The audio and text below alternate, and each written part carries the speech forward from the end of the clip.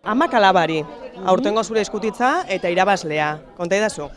Eskutitz horretan kontatzen dana da, ama neurologain kontsultatik ateratzen denean alabari idazten dio eskutitz bat, amari diagnostikatu diote dementzia bat, orduan ama horrek badakienez zainketa prozesu bat zer suposatzen duen, alabari idazten dio esanez eskutitz hori gorde dezala eta benetan indarrak aitzen zaizkionean edo indarrik gabe dagoenean irakurtzeko. Bere helburua da txikitako oroitzapen guzti horiekin alabari indarra ematea.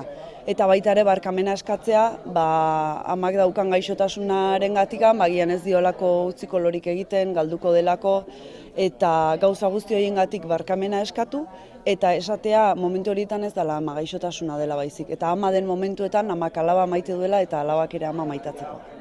Agian, Amadiozko gutunen lehiaketa batetatik, espero edo hasiera baten, pixkat, espero den horretatik urruntzen den zerbait, ezta? Guztiz eta era bat, horregatik nik gutuna aurkeztu nunean esan nuen, ea zer gertatzen den, eta ez nuen inundik inora ere espero irabaztea, orduan sorpresa, bikoitza ez hirukoitza da handiagoa izan da. Epaimaiak esaten dago, garapen ona eta ondo idatzitako gutun borobila, perfektua, oso intimoa eta Amodioaren ikuspegi partikularra lantzen duena.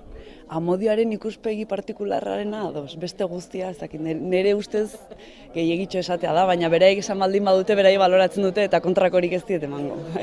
Idazten zaletua zara baina? Zalea bai, idazten aritu gutxiago, baina honekin motivazio handi bada idazten jarraitzeko. Bai. Eta nola sortu zan hau adibidez?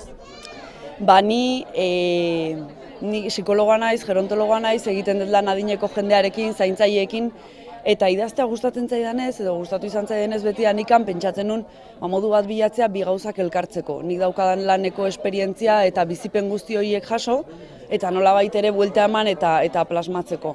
Iaz ere, hemen Bergaran idazle eskolan ibili nintzen, eta horre eskatu ziguten ariketa moduan gutun bat idazteko. Orduan nik buruan banerabilen ipuin antzeko bat, ipuin horren barruan gutun bat sartzeko asmoa, eta gutuna egin nuen. Eta gutuna esan nuen, sariketa saiatuko naiz, ea zer gertatzen den, eta saria. Eta gaina orain eskutitza jendeari irakurri ondoren, jendeak esaten dit oso isladatua sentitzen dela, oso identifikatua sentitzen dela, jendeari asko iristen zaiola, eta hori da benetan saririk handiena. Jende hori ikusgarri egitea naiz eta asko eta asko diran, gizarte honetan, zaintza horretara dedikatzen dianak, ezta? Asko pentsatzen duguna, baina askoz ere gehiago, zeren zaintzaile askok ez daukate zaintzaile izanaren kontzientzia hori. Egiten dute, baina ez zaie iruditzen. Orduan, asko dira, eta oso ezkutuan daudela ere bai, eta beraiek askotan zaintzaile daukate sentsazioa inork ez ditula ulertzen. Orduan ikustea beste norbaitek edo beste egoera batetan antzeko bizipena dituztela, nik uste hori beraintzat ere aberasgarria eta lagungarria dela. Eta asmo horretan ere idatzi nuen, bai. Gaztantxo, izugarren maitezatu, ez inoiz ahaztu, bihotzez zure ama.